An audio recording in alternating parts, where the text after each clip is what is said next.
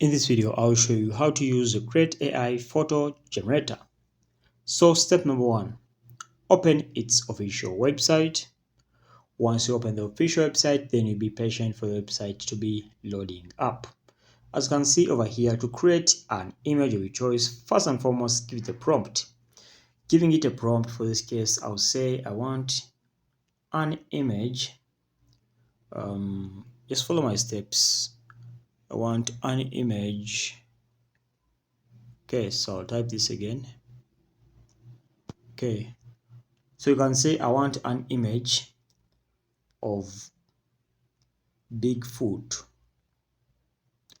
eating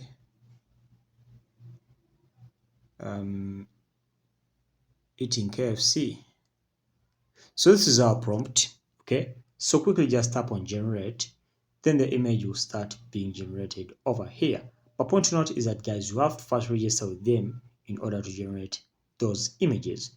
That's it, guys. Thanks for watching. Like and subscribe to our YouTube channel. We shall meet in the next video.